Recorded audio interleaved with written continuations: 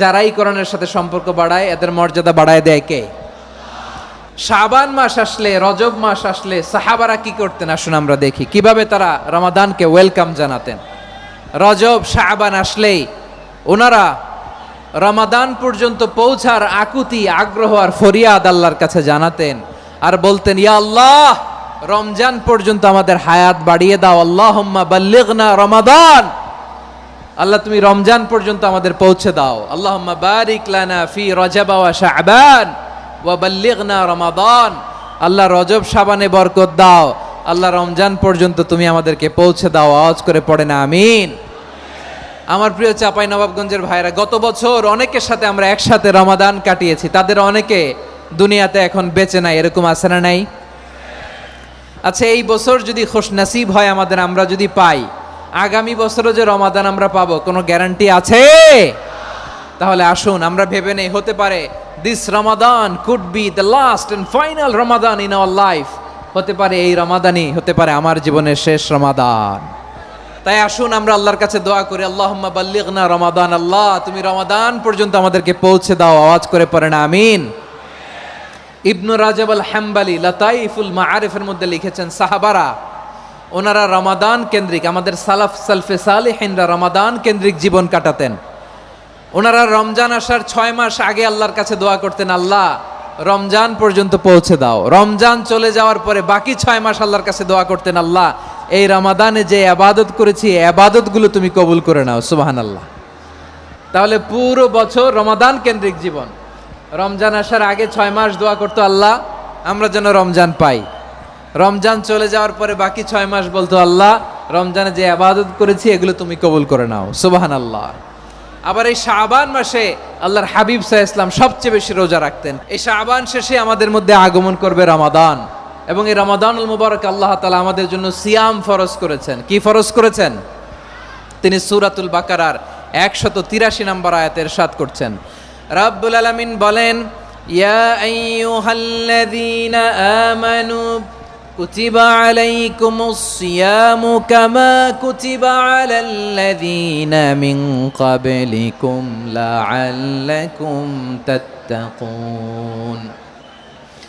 আল্লাহ বলেন, ও বিশ্বাসীরা শোনো শোনো, তোমাদের জন্য সিয়ামকে ফরজ করা হয়েছে, ঠিক যেমন ভাবে তোমাদের পূর্ববর্তী উম্মতদের উপরও সিয়ামকে ফরজ করা হয়েছিল, লাআল্লাকুম তাত্তাকুন, যাতে করে তোমরা সবাই মুত্তাকি হতে পারো।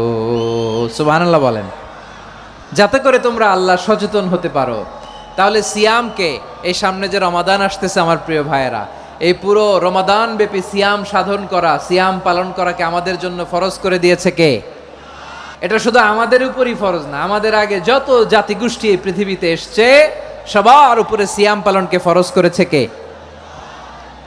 তবে ধরনটা ভিন্ন ছিল, এক এক জাতিগোষ্ঠীর জন্য এক এক ধরনের ছিল। আমাদের জন্য সিয়াম ফরজ টানা 1 মাস 30 দিন বা 29 দিন। পূর্ববর্তী অনেক উম্মতের উপর 1 মাস ছিল না, 3টা ফরজ ছিল। কয়টা? প্রতি মাসের 13, 14, 15 ফরজ ছিল তাদের জন্য। কারো জন্য শুধু একটা, আশুরার রোজা। কোন কোন উম্মতের জন্য 10টা। কোন কোন উম্মতের জন্য রোজা ফরজ ছিল মৌনতার রোজা, আরবিতে বলে সওমুল ইনসাত, মানে সারাদিন খেতে পারবে, পান করতে পারবে, স্ত্রীর সাথে মেলামেশা করতে পারবে, কিন্তু কথা বলতে পারবে না। কথা বললেই তাদের রোজা ভেঙে যেতে। পড়েন সুবহানাল্লাহ। কি অদ্ভুত ব্যাপার! মৌন সম্মতির রোজা। যেমনটি সাইয়্যিদাতুনা মারিয়াম আলাইহাস সালাম বলেছেন, ইন্নী নাযারতু লির-রাহমানি সাওমা ফালান উকাল্লিমাল ইয়াওমা ইনসিয়া। তিনি বলেছেন, আজকে আমি রহমানের জন্য, মানে আল্লাহর জন্য রোজা মানত করেছি, আজকে আমি কারোর সাথে কথা বলতে পারবো না। তো রোজা রাখলে কথা বলতে পারবে না কেন? কারণ ওই শরীয়তে রোজার বিধান ছিল সকাল থেকে সন্ধ্যা খেতে পারবেন, পান করতে পারবেন, কিন্তু কথা বলতে পারবেন না। কথা বললেই রোজা ভেঙে যেত। সুবহানাল্লাহ বলেন। তাহলে সব জাতিগোষ্ঠীর উপরে রোজা ফরজ ছিল, কিন্তু ধরনটা ভিন্ন ছিল। মজার ব্যাপার হচ্ছে, আপনি বর্তমানেও বিভিন্ন ধর্মের দিকে তাকান, বৌদ্ধ ধর্ম, হিন্দু ধর্ম, খ্রিস্ট ধর্ম, তাদের মধ্যেও রোজা আছে। ইংরেজরা, খ্রিস্টানরা এটাকে বলে ফাস্টিং। কি বলে? ফাস্টিং। আমাদের হিন্দু ভাইয়েরা বলে উপবাস। তারা কি বলে? উপবাস। আবার এখন আন্দোলনেরও একটা মাধ্যম হয়েছে এটা, না খেয়ে থাকা, এটারে বলে অনশন। এটারে কি বলে? অনশন ধর্মঘট। মানে আমাদের দাবি না মানলে আমরা খাবো না, রোজা রাখলাম। তারপরে আধুনিক বিজ্ঞান এটার একটা নাম দিয়েছে না খেয়ে থাকাকে, অটোফিজি। কি বলে? অটোফিজি। জাপানের এক চিকিৎসা বিজ্ঞানী এই অটোফিজির উপর গবেষণা করে সে নোবেল পেয়েছে। এজন্য আল্লাহ তাআলা আমাদের জন্য গোটা রমাদানে এই সিয়ামকে ফরজ করে দিয়েছেন। আওয়াজ করে বলেন আল্লাহু আকবার।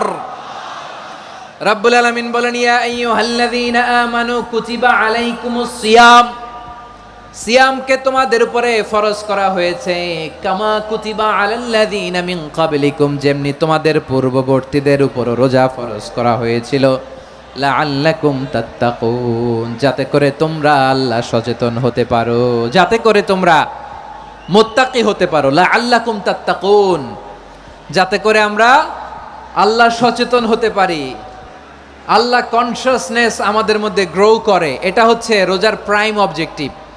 অনেকে জিজ্ঞেস করলে অনেকে বলে রোজার মূল উদ্দেশ্য হচ্ছে না খেয়ে থাকা। না। অনেকে বলে গরিবদের কষ্ট অনুধাবন করা রোজার উদ্দেশ্য। না। রোজার উদ্দেশ্য কি, সিয়াম পালনের উদ্দেশ্য কি, এটা আল্লাহ তাআলা স্পষ্ট এই আয়াতের পেছনে বলেছেন যে লাআল্লাকুম তাত্তাকুন, যাতে করে তোমরা আল্লাহ সচেতন হতে পারো, আল্লাহ ভীতি তোমাদের মধ্যে গ্রো করে, গড কনসিয়াসনেস, আল্লাহ কনসিয়াসনেস, আল্লাহ সচেতনতা যেন বাড়ে, দ্য সেন্স অফ অ্যাকাউন্টেবিলিটি, আল্লাহর সুপ্রিম কোর্টের কাঠগড়ায় এই দুনিয়াতে আমি যাই করলাম তার সব কিছু যে পাই টু পাই হিসাব দিতে হবে, এই sense, to enhance the sense that whatever we do, Allah is watching me. আপনি যাই করেন কেউ দেখে না, কিন্তু দেখে কে? শুরুতেই তো জিজ্ঞেস করেছিলাম যে কেউ যেটা দেখে না সেটা দেখেন কে? কেউ যেটা শোনে না সেটা শোনেন কে? এর নাম হচ্ছে লাআল্লাকুম তাত্তাকুন, যাতে করে তোমরা আল্লাহ সচেতন হতে পারো, আল্লাহ ভীরু হতে পারো। দুনিয়ার কেউ দেখে না, কিন্তু আল্লাহ দেখে। এটাই রোজার মূল শিক্ষা। আমার প্রিয় ভাইরা, আপনি লুকিয়ে লুকিয়ে ঘরের ভেতরে অন্যায় করেছেন, পাপ করেছেন, আপনার বাবা দেখে নাই, মা দেখে নাই, স্ত্রী দেখে নাই, কিন্তু দেখেছে কে? আল্লাহর চোখ ফাঁকি দেয়া যায়? আচ্ছা, বুঝে থাকলে বলেন তো, সিসি ক্যামেরার চোখ ফাঁকি দেয়া যায় কি যায় না? পুলিশের চোখ, র্যাবের চোখ, বিমানবন্দরে কাস্টমস অফিসারের চোখ, কিন্তু আমার আল্লাহর চোখ। এই সেন্সটা নিয়ে আসা নিজের মধ্যে, আমি what ever I do Allah is watching me, যাই করি আল্লাহ দেখে। লাআল্লাকুম তাত্তাকুন। রমাদানের রোজা, ইফতারি, সিয়াম, ইবাদত সব কিছুর মধ্য দিয়ে আপনাকে খেয়াল করতে হবে যে লাআল্লাকুম তাত্তাকুন এই স্ট্যান্ডার্ড এটা অ্যাচিভ হচ্ছে কিনা আমাদের, যাতে করে তোমরা মুত্তাকি হতে পারো, আল্লাহ ভীরু হতে পারো। তাকওয়া, এটা হচ্ছে the essence of Islam. What is তাকওয়া? তাকওয়া মানে কি? তাকওয়ার সংজ্ঞা অনেকে অনেকভাবে দিয়েছেন। আমি সরাসরি সাহাবাদের কাছ থেকে একটা সংজ্ঞা আপনাদের শোনাচ্ছি। ওমরে ফারুক রাদিয়াল্লাহু তাআলা আনহু উবাই ইবনে কাব রাদিয়াল্লাহু তাআলা আনহুকে জিজ্ঞেস করেছিলেন, ইয়া উবাই মা হুয়া তাকওয়া, হে উবাই তাকওয়া কি? তাকওয়া কাকে বলে? উবাই ইবনে কাব তিনি প্রশ্নের উত্তর না দিয়ে উনিও আবার প্রশ্ন ছুড়লেন। তিনি বললেন, ইয়া আমিরাল মুমিনিন, আমা সালাকতা তরিকান যা শাউক, আপনি কি কাঁটাযুক্ত রাস্তা দিয়ে মরুভূমিতে কখনো হেঁটেছেন? যে রাস্তার চারদিকে ক্যাকটাস, গুলমলতার কাঁটা, হেঁটেছেন? ওমরে ফারুক বললেন, নাম, হেঁটেছি। বালা, হেঁটেছি। কাইফা আমিলতা, কিভাবে হেঁটেছেন? ওমরে ফারুক বললেন, শাম্মারতু ওয়াজতাহাত্তু, আমি আমার জামা, জুব্বা আর চাদর আটোসাটো করে গায়ের সাথে এমন ভাবে মিলিয়ে রেখেছি, এমন সাবধানে হেঁটেছি যাতে করে মরুভূমির ক্যাকটাসের গুলমলতার কাঁটা আমার গায়ে বিঁধে না যায়। উবাই ইবনে কাব বললেন, ফাযালিকা হুয়া তাকওয়া, আরে তাহলে আপনি তো ঠিকই জানেন তাকওয়া মানে কি, এটাই তো তাকওয়া। ওই রাস্তা দিয়ে যেভাবে হেঁটেছেন পুরো দুনিয়ার জিন্দেগিটা এইভাবে সাবধানে চলার নামই হচ্ছে তাকওয়া। চিল্লায় বলো ঠিক কিনা? এই দুনিয়াতে পাপ পঙ্কিলতা থাকবে, শয়তানির হাতছানি থাকবে, অপরাধ প্রবণতা থাকবে, নফসের খায়েশ থাকবে, অন্যায়ের হাতছানি থাকবে। সব কিছুকে দোলে মুচড়ে পেছনে ফেলে সাবধান হয়ে এই দুনিয়ার সিরাতুল মুস্তাকিমের পথে চলতে হবে। যেই রাস্তা শুরু হয়েছে দুনিয়াতে, শেষ হয়ে গিয়েছে আল্লাহর জান্নাতের ভেতরে। চিল্লায় বলেন ঠিক কিনা? আমার প্রিয় চাঁপাইনবাবগঞ্জের ভাইয়েরা, এটার নামই তাকওয়া। উবাই ইবনে কাব বললেন, ও আমিরুল মুমিনিন, ওই কাঁটাযুক্ত গুলমলতার রাস্তার মধ্যে ঠিক যেমনি সাবধান হয়ে আপনি হেঁটেছেন, এই দুনিয়ার বুকে ওই সাবধান হয়ে চলার নাম হলো তাকওয়া। সুবহানাল্লাহ। তাকওয়ার শুধু দুইটা নমুনা আপনাদের সামনে পেশ করব, আপনাদের ক্লিয়ার হয়ে যাবে। একটা নমুনা তো দিলাম, আরেকটা নমুনা, সেটাও ওমরে ফারুক রাদিয়াল্লাহু তাআলা আনহুর জীবনী থেকে। উনি ছিলেন ন্যায়পরায়ণ শাসক। রাত্রিবেলা প্রজাদের কি হাল হাকিকত, কি অবস্থা, ঘুরে ঘুরে প্যাট্রোলিং করতেন পুলিশের মতো। সারা রাত তিনি ঘুরেছেন কার কি অবস্থা দেখে, শেষ রাতে তিনি ফিরে আসতেছেন। তিনি থাকতেন, সেই বুখারীতে এসেছে, কানা ইয়াসকুনু ফি আওয়ালিল মদিনা, মদিনার উঁচু এলাকায় থাকতেন। তো ফিরে আসার সময় উনি একটা প্রাচীর বেষ্টিত ঘরের পাশে দুইজন নারীর কথোপকথন শুনতে পেলেন। একজন বৃদ্ধা, একজন যুবতী। উনি কান লাগিয়ে শুনতে পাচ্ছেন। বৃদ্ধা মা, ওমর ফারুক কাউকে দেখতে পাচ্ছেন না, শুনতে পাচ্ছেন। বৃদ্ধা মা তার যুবতী মেয়েকে বলে, এই তাড়াতাড়ি ওটের দুধ দহন করে ওটের দুধের সাথে পানি মিশাও, তাইলে কালকে বাজারে মদিনায় বেশি দামে বিক্রি করা যাবে, লাভ হবে অনেক। বৃদ্ধা মহিলা এটা বললেন। যুবতী মেয়ে উত্তরে বলে, মা আপনি জানেন না আমিরুল মুমিনিন খলিফাতুল মুসলিমিন ওমরে ফারুক দুধে পানি মিশানোকে দণ্ডনীয় অপরাধ বলে ঘোষণা দিয়েছে, জানেন না? এবার বৃদ্ধা মহিলা বলে, আরে পাগলি, এই ভোর রাতে আমিরুল মুমিনিন ওমরে ফারুক আসবে কোত্থেকে? উনি আসবে কোত্থেকে? ওনার পাইক পেয়াদা সিকিউরিটি আসবে কোত্থেকে? কেউ দেখবে না। আরে কেউ দেখবে না, তাড়াতাড়ি দুধের সাথে পানি মেশাও। এই কথা যখন মা বলেছে, যুবতী মেয়েটা চমৎকার একটা উত্তর দিয়েছে। তিনি বলেছিলেন, ইয়া উম্মি, ও আমার মা, লাউলা রাআ উমর লা রাআ রব্বু উমর। ও আমার প্রিয়তমা মা, আপনি ঠিকই বলেছেন, গভীর রাতে ওটের দুধে পানি মিশালে ওমর দেখবে না, কিন্তু মা খেয়াল রাখবেন, ওমর যদি নাও দেখে, ওমরের রব কিন্তু দেখে। চিল্লায় বলেন ঠিক কিনা? দিস ইজ কল্ড তাকওয়া। এজন্য রব্বুল আলামিন বলেন, লা তুদরিকুহুল আবসার ওয়া হুয়া ইউদরিকুল আবসার ওয়া হুয়াল লাতীফুল খাবীর। তিনি এমন সত্তা, দুনিয়ার কোনো চোখ তাকে দেখে না, কিন্তু দুনিয়ার সবগুলো চোখকে, সব মানুষের অ্যাক্টিভিটিসকে আরশের উপর থেকে সব কিছু মুহূর্তে মুহূর্তে দেখতে পান কে? তাহলে তাকওয়া কারে বলে বুঝতে পারছেন? দুনিয়াতে সাবধানে চলার নাম তাকওয়া।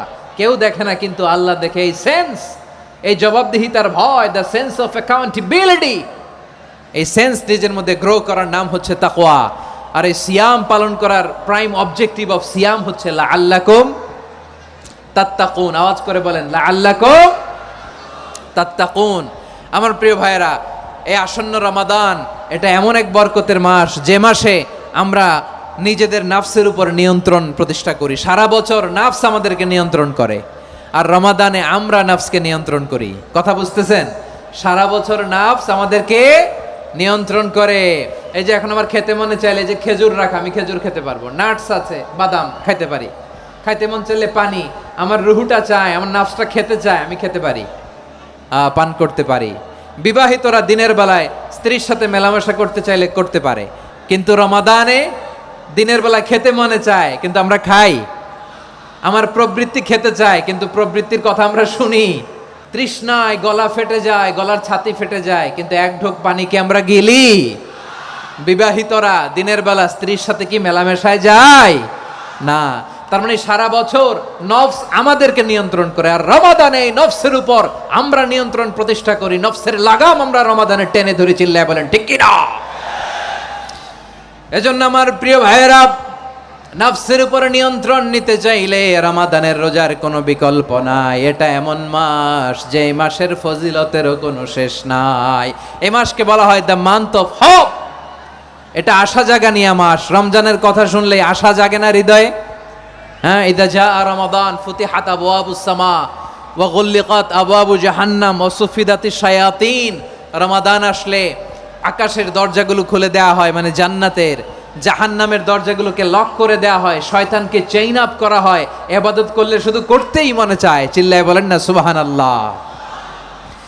রমজানে ইবাদতে যেই মজা পাওয়া যায়, সারা বছর অন্য কোনো মাসে এই মজা আপনি পান?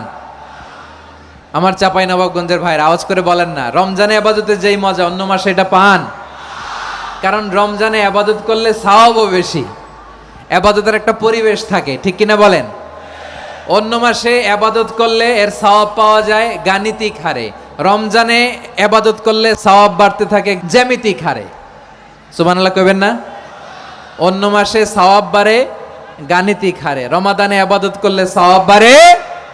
কিভাবে জ্যামিতিক হারে বাড়ে দেখেন, রমাদানে একটা নফল করলে ফরজের সমান সওয়াব, একটা ফরজ করলে 70 থেকে 700 গুণ সওয়াব, রমজানে ওমরা করলে হজের সমান সওয়াব। দ্য মান্থ অফ হোপ, আশা জাগানিয়া মাস।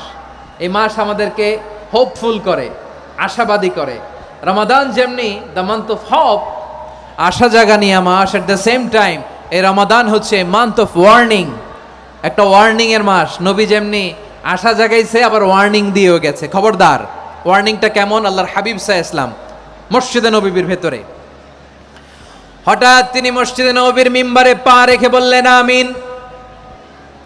দ্বিতীয় ধাপে পা রেখে বললেন আমিন, তৃতীয় ধাপে পা রেখে বললেন আমিন। সাহাবারা অবাক হয়ে বললেন, ইয়া রাসূলুল্লাহ, ইয়া হাবিবাল্লাহ, 3 বার শুধু আমিন আমিন পড়লেন, কেন পড়লেন আমরা কিছু জানি না, আমাদেরকে জানিয়ে দেন কেন আপনি 3 বার আমিন বললেন।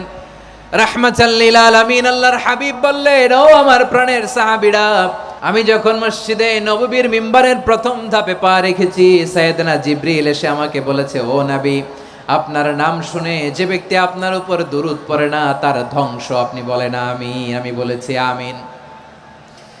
দ্বিতীয় ধাপে পা রাখার পর সাইয়েদনা জিবরিল বললেন, ইয়া রাসূলুল্লাহ, মাতা পিতাকে বার্ধক্য অবস্থায় পেয়ে তাদের সেবা করে, তাদের সাথে সদাচরণ করে যে সন্তান জান্নাত কামাতে পারলো না, তার জন্য ধ্বংস। আপনি বলেন আমিন। আমি বলেছি আমিন। আবার মিম্বারের তৃতীয় ধাপে ঠিক যখনই আমি পা রাখলাম, সাইয়েদনা জিবরাইল বললেন, নবী, রমজান মাস পাওয়ার পরে এই মাসে ইবাদত করে যে ব্যক্তি নিজের গুনাহ মাফ করাতে পারলো না, তার জন্য ধ্বংস। আপনি আওয়াজ করে পড়েন আমিন।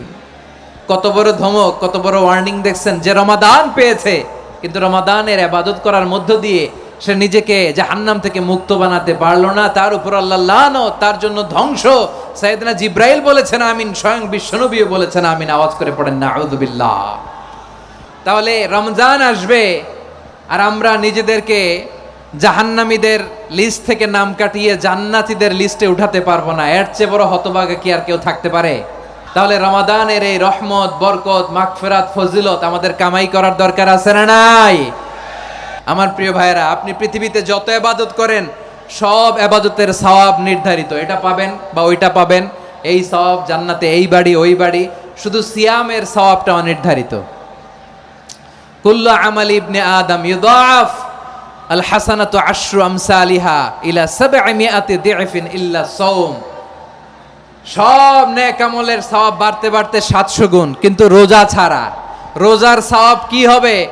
বান্দা খালি রোজা রাখে, ফেরেশতারা কিছু লিখতে পারে না আমল নামায়, কারণ আল্লাহ বলে এটা কিছু লিখিস না, কারণ as-সাওমু লি, এই রোজা রাখছে আমার জন্য, ওয়া আনা আজজি বিহি, এই রোজার সওয়াব, প্রতিদান, অ্যাওয়ার্ড, এটা কিয়ামতের দিন আমি আল্লাহ নিজ হাতে দেব, নিজ হাতে দেব। আরেক বর্ণনায় এসেছে ওয়া আনা উজজাবি, আমি আল্লাহ নিজেই হয়ে যাব রোজার প্রতিদান। সুবহানাল্লাহ পড়েন। আবার আল্লাহর হাবিব বলেন, ইন্না ফিল জান্নাতি সামানিয়াতু আবওয়াব, জান্নাতের দরজা মোট 8টা।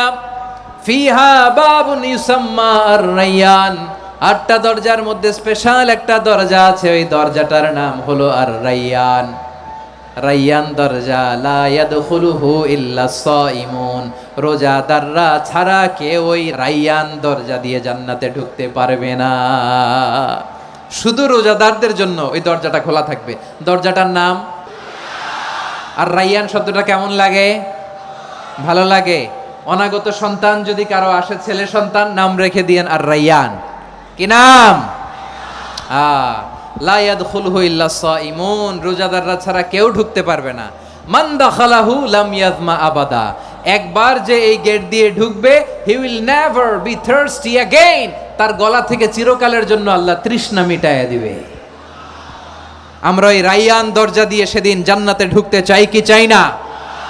আমার প্রিয় ভাইরা, প্রতি রাতে রমাদানে আল্লাহর ফেরেশতারা আহ্বান জানায়, ইয়া বাগিয়াল খাইরি আকবিল, ইয়া বাগিয়াশ শাররি আকসির, হে কল্যাণের পথের যাত্রী, আকবিল, প্রসিড, আরো ইবাদত করো, আগাও আগাও, আরো জান্নাতের নাজ নেয়ামত কামাও।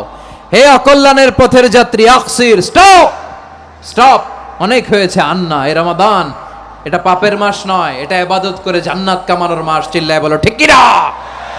ওয়ালিল্লাহি উতাকাউ মিনান নার ওয়া যালিকা কুল্লা লাইলা। রমাদানের প্রতি রাতে আল্লাহ তাআলা এরকম লাখো বনি আদমকে মাফ করে দেওয়ার ঘোষণা দেয়, নাজাতের ঘোষণা দেয়। আমরা আল্লাহর পক্ষ থেকে মাফ নাজাত চাই কি চাই না? আর কিছু যে চাই না আমি, চাই গো নাজাত, আল্লাহ তোমার কাছে আমার এই মুনাজাত। আর কিছু যে চাই না আমি, চাই গো নাজাত, আল্লাহ তোমার কাছে আমার এই মুনাজাত, আল্লাহ তোমার কাছে আমার এই মুনাজাত। পড়েন আমিন। তাহলে রমাদানকে আমরা বুদ্ধিমানের মতো কাজে লাগাতে চাই কি চাই না? বুদ্ধিমানের মতো কাজে লাগাইতে হবে। মুমিনরা স্মার্ট হয়। এই রমাদানে আমাদের কি করণীয়, কি বর্জনীয়, সংক্ষেপে 7টা করণীয় 7 মিনিটে, 7টা বর্জনীয় 7 মিনিটে বলে আমরা বিদায় নিব ইনশাআল্লাহ। বলেন আসন্ন রমাদানে আমাদের 7টি করণীয়। 1 নাম্বার করণীয়, এই রমাদানকে আপনি কোরআনময় করে তুলুন। কোরআনময় করে তুলুন 2025-এর রমাদান। এই হচ্ছে আজকের প্রোগ্রামের স্লোগান। কোরআনময় করতে রাজি আছেন? কোরআন তেলাওয়াত করতে রাজি আছেন? আমার প্রিয় ভাইরা, ধীরস্থির ভাবে কোরআন তেলাওয়াত করুন, তাড়াহুড়ো করে নয়। আনাস রাদিয়াল্লাহু তাআলা আনহু বলতেন, রুব্বা কারি লিল কোরআন ওয়াল কোরআনু ইয়ালআনহু। কোরআনের অনেক কারি আছে যারা কোরআন পড়ে কিন্তু সওয়াব পায় না, বরং আল্লাহর কোরআন তার বিরুদ্ধে আল্লাহর দরবারে নালিশ করে আর লানত করতে থাকে। আমরা কি ওই রকম কোরআনের তেলাওয়াতকারী হতে চাই? না। ধীরস্থির ভাবে ওয়ারাত্তিলিল কোরআনা তারতিলা, তারতিলের সাথে পড়বেন। বিষ্ণু ঈসা ইসলাম কানা ইয়ামুদ্দু সাওতাহু মাদ্দান, টেনে টেনে পড়তেন। আলহামদুলিল্লাহি রাব্বিল আলামিন আর রহমানির রহিম মালিকি ইয়াউমিদ্দিন ইয়্যাকা না'বুদু ওয়া ইয়্যাকা নাস্তাঈন ইহদিনাস সিরাতাল মুস্তাকিম সিরাতাল লাযীনা আন'আমতা আলাইহিম গায়রিল মাগদুবি আলাইহিম ওয়ালাদ-দাল্লিন। কানা ইয়ামুদ্দু সাওতাহু মাদ্দান, টেনে টেনে পড়তেন। ওয়া কানা ইউকাত্তিউ আয়াতান আয়াতান, প্রত্যেক আয়াত পড়ে পড়ে তিনি থামতেন।